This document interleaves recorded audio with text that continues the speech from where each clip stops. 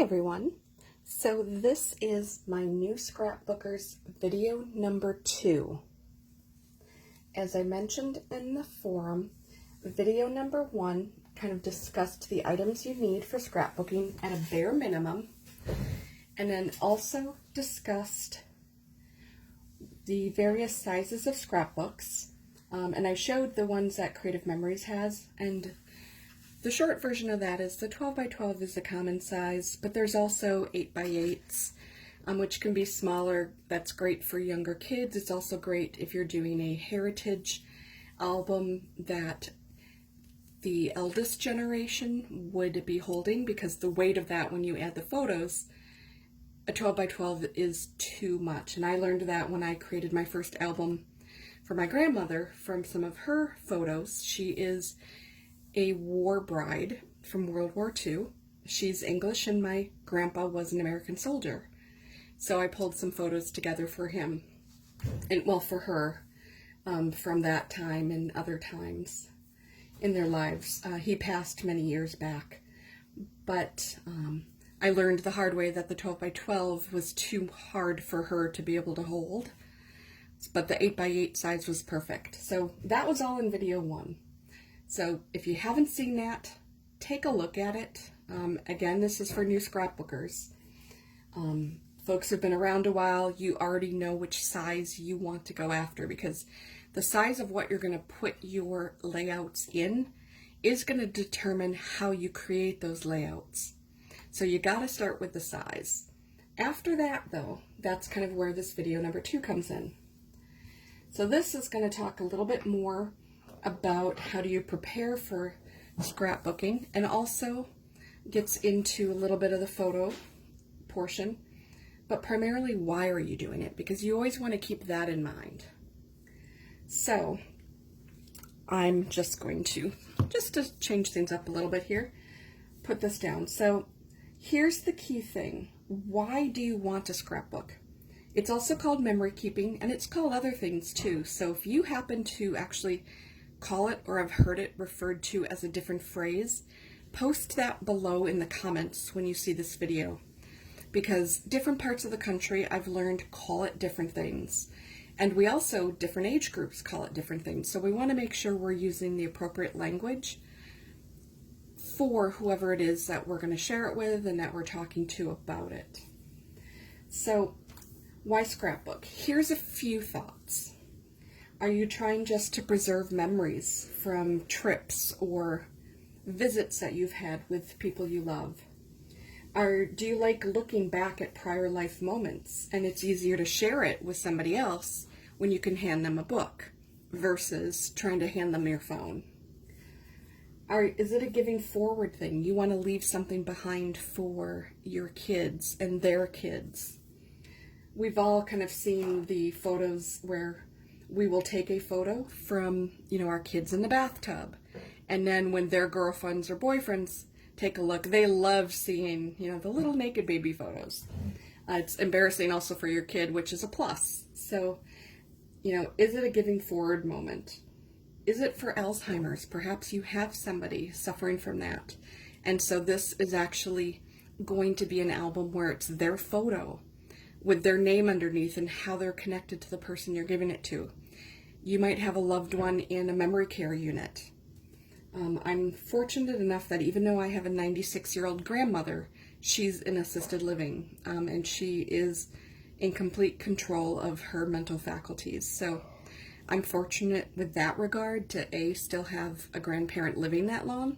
This is the grandmother, the World War II bride that I mentioned. But I'm also fortunate that she can still interact with us virtually currently, of course, with the pandemic. But if you're not as fortunate and you need something to help someone remember, somebody could have a short-term memory disability as well from a car accident or such. So you might be creating that scrapbook for that purpose. 51st dates comes to mind. Also, you might want to be linking something with Ancestry DNA or 23andMe and getting a, kind of a family genealogy going. This is a good way to do that and get those stories down. And then that ties in with the last thing that I had kind of thought about, is to tell a story. Because an event, a picture like this means nothing. A picture, and I can't grab it quickly, but I'll just use this one as an example. A picture like this, okay, you see, it looks like fall because you can see different colors, and you see a little bit of white, so you're thinking it's snowing. But what you might not realize, and this isn't the right photo for it, but I have some photos where mid-April we had a snowstorm. And without the context, somebody would just look at that and go, oh, yeah, you know, early snow. But somebody else looking at the right photo with the context of the journaling that you add, that you get to say, you know, April 17th of 2020, we had 4 inches of snow that day. A very unusual, it is very rare that snow will fall that late in that quantity. And it's actually good for documentation too. So ultimately the purpose of this is you need to find the why for yourself. Okay, so we're done with the why. The other thing I wanted to get into is, since I've already shared a little bit about sizing, how is this different from planners? Planners tends to be more about the schedules you keep. And usually planners, you aren't taking a photograph and sticking a photograph of what you did at that point in time. Planners, again, tend to be more about calendars. They tend to be more about keeping track of your life to keep you on schedule. Whereas this is more photographing what it is you're doing during that time. So they both can complement each other very nicely, but the purpose behind them are two different things. You may have also heard the phrase December daily. December daily, and they do actually do this for other months, but kind of the whole point behind December daily is to take 1 month of the year, take a photograph of something that you did every single day. It could just be watching TV, and that's perfectly fine. But then you actually document that. And it's a purposeful effort to kind of show you your life in a small snapshot. Project Life is something else that we didn't talk about as much in the first video, because it is a scrapbooking thing as well. But Project Life cards are like our variety mats. You can have multiple sizes of them. I don't think I actually have any of my cards up here, or I would share them. But they can be little tiny 2x2 up to a 4x6, typically. And Project Life itself is a Becky Higgins. It is a trademarked, patented program with actual pages that you would use to put these photos in. And then you can also, you cut your photos to that size. You also use these cards to that size. Now, I do happen to have a couple of these for variety mats that are here. So these are 4.5 by 6.5. These are all 4x6s, but you can tell here that this is actually a cut in half. So instead of a 4x6, this is really a 2x3 and a 2x3. So this would be cut. This could be a journal. This could be maybe a date, a time, a day, or a note of what's happening during that event. And you would slide these into these pockets. And Project Life is just a way in a shorter version where you're not so much intimidated to do this full 12 by 12 page that's completely blank. You see these little snippets, and it actually can help somebody who is not sure what they want to do or sure that they can commit to this full page, especially starting out. So it's something to take a look at. You can look online, you can check out Project Life, you can see images of what people have done, and then you can find out if that's the right style for you. So because I don't do Project Life myself, that's why I did not necessarily include much, if at all, in the first video. But I wanted to mention it here because it's at this point where you do want to make the decision of what size you're going to look at.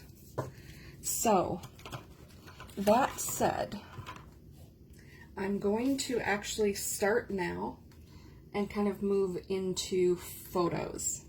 So we all have photos, and probably a lot of us keep them on our phones. We don't really do a lot separate. You also might, if you do keep them separate, you're probably not actually doing much with them. They might still be sitting in a pile like this. These are photos that I received from Shutterfly probably 2 months ago during my virtual crop that I just had a couple days ago. So on, what was that, the 13th? 14th, yesterday, I guess. No, today is Monday, so yes, the 13th. I went through and organized these, so I had to open up each one and group them into categories. So we're going to talk about that. But again, if they're just sitting here, they're not being documented in any book or anything. So what do I have? So we're going to talk about some categories. And then we're going to talk about, well, if you're going to print them out, what are you going to put them in? We're going to talk about that as well. So I have just a generic one right now, which was just called Home and Family. So what kind of photos did I include in there? I included some, for now, I included some quarantine craziness that I did. Yes, over the summer, when hairdressers were closed, I ended up needing to make some adjustments. And things. So I also have some yard photos in here. I have some beautiful sunsets that I took. One project that we overtook during quarantine was redoing the floor, because you can tell up here that there actually wasn't even any tile left. And so most of this here was, we had some black and white tiles like you can see here, super thin, and they were missing in spots. And so my husband actually went ahead and tiled our space. This is down the steps to our we have a tri-level home. So there's like a half basement, which includes a rec room over here, a bathroom there, and that's the laundry room that way. And so he actually tiled this and then tiled the whole laundry room. And we had already tiled the bathroom when we got it, and you can see some carpeting here. So this finished off the basement for us.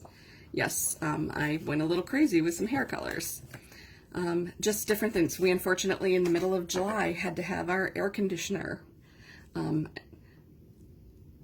go out on us. And the system had been very old, 20 plus years old. So we ended up having a brand new air conditioner and furnace put in.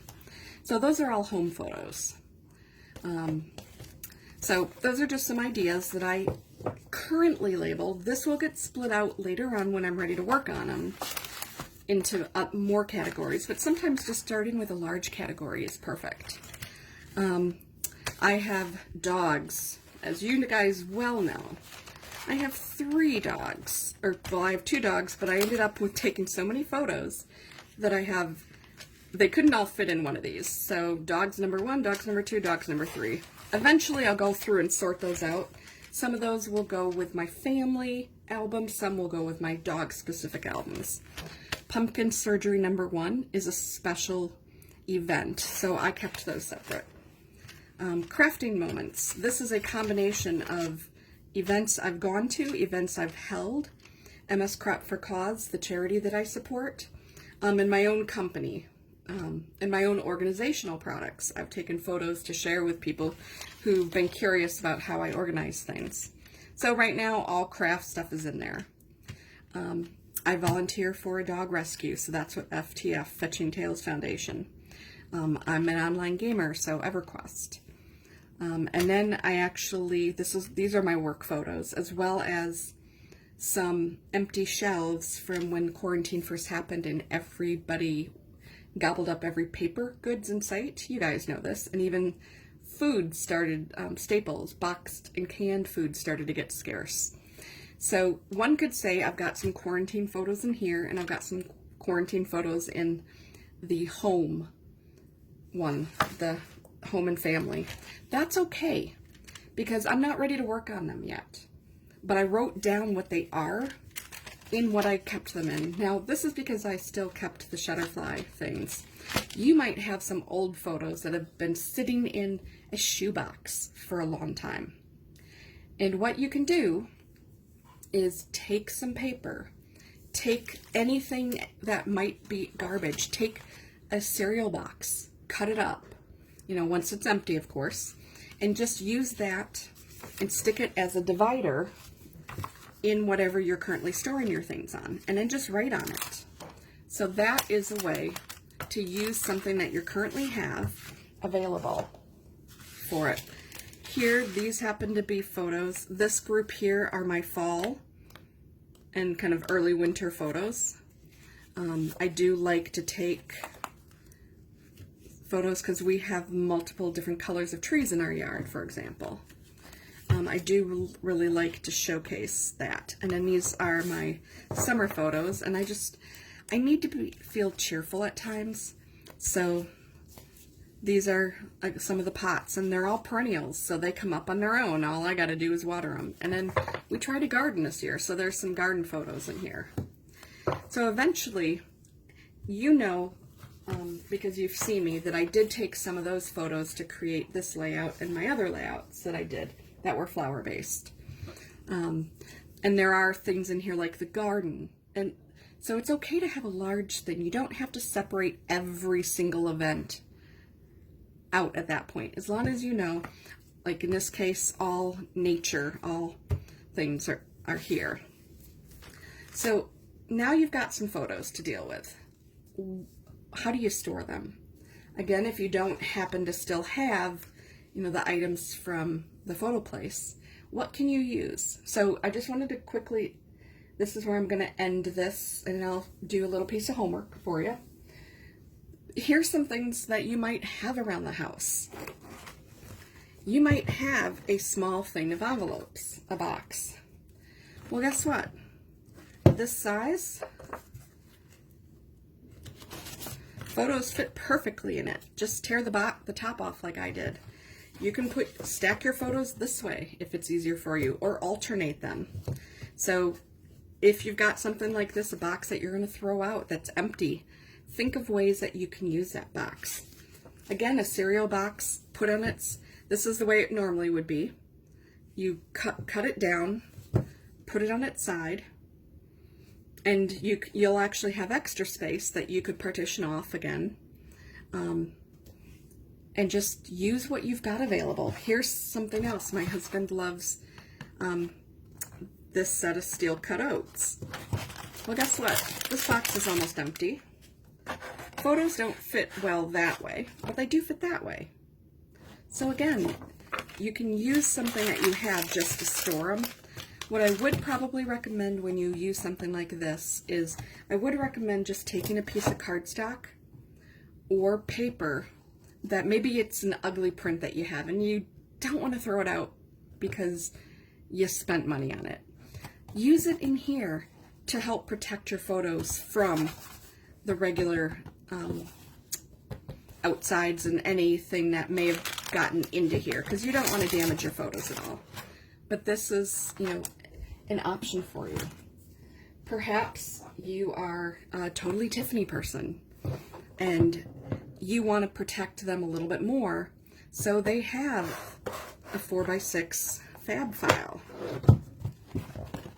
And you can just drop your photos right in there. And it even can come with these little dividers, so you can put them inside of one. So for an example, here, you can do that. It's got a little note card in the front. It's even got a tab for separation. So, and you can fit a number of them in here because this, as you can see, this happens to have a decent range on it. So you can add a lot of photos into each one of these. So this is another way. If you think it's going to be a long time before you get to scrapping those, but you have them printed, protecting them inside of an actual something like that might be good. Something else. You may have some little baskets laying around.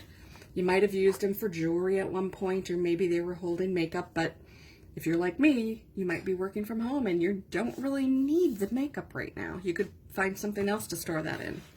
This is one of Creative Memories felt bins that's no longer available. but it was in Last Chance at the end of last year. And the photos actually do fit. I would recommend them putting them this way, but you can tell you can get a lot in here. So this is another thing that I just wanted to mention. Use what you have.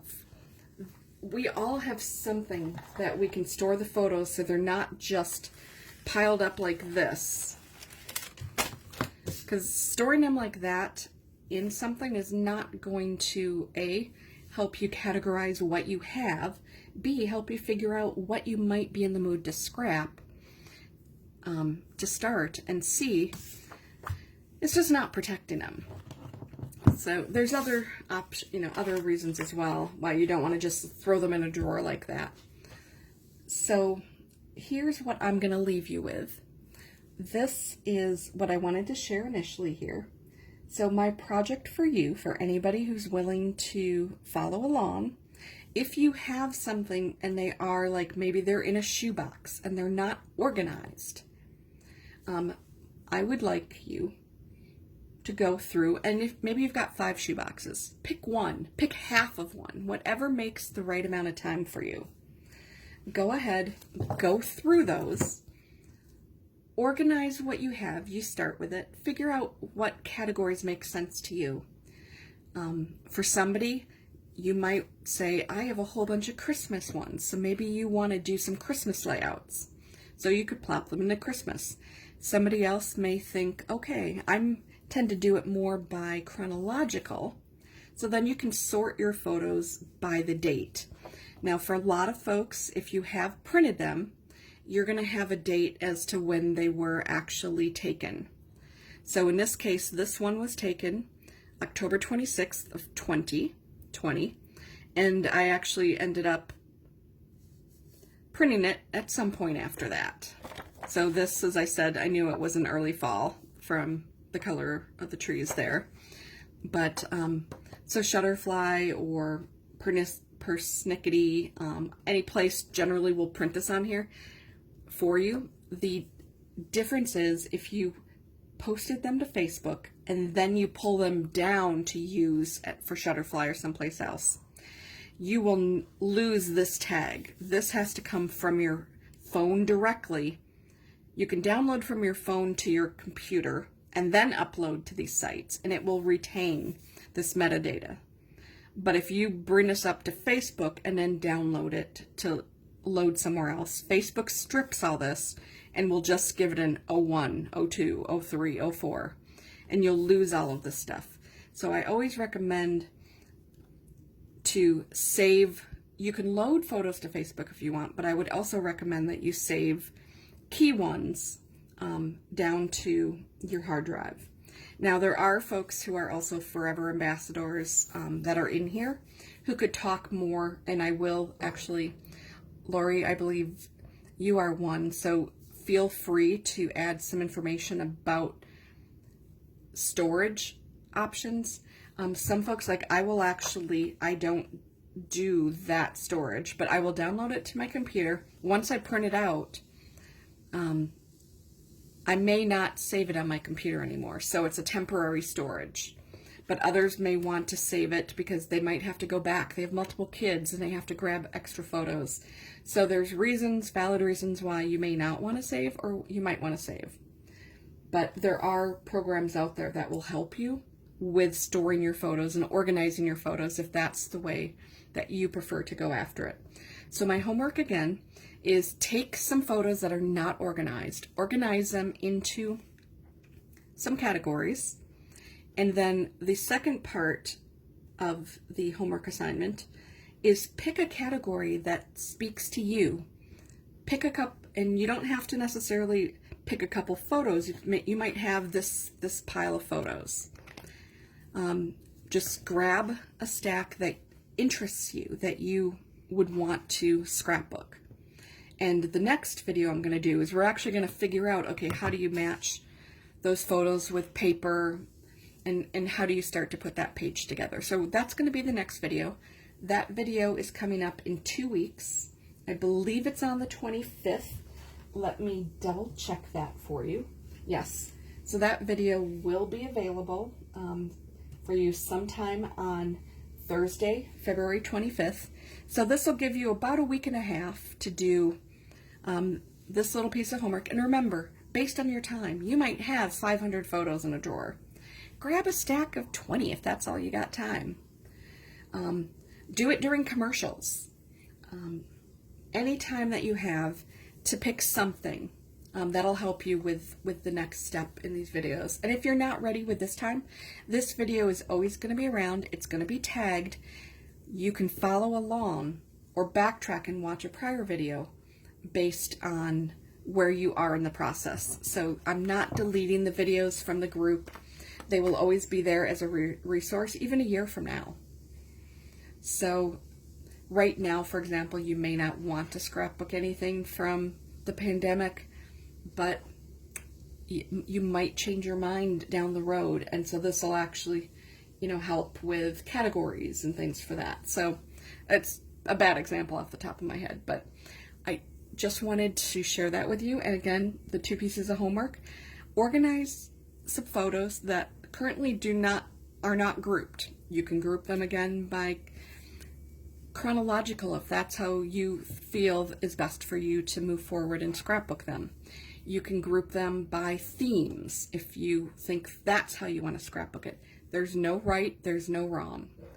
We will talk a little bit more in the next video as well about why you may want to use one style or the other, and you can intermix.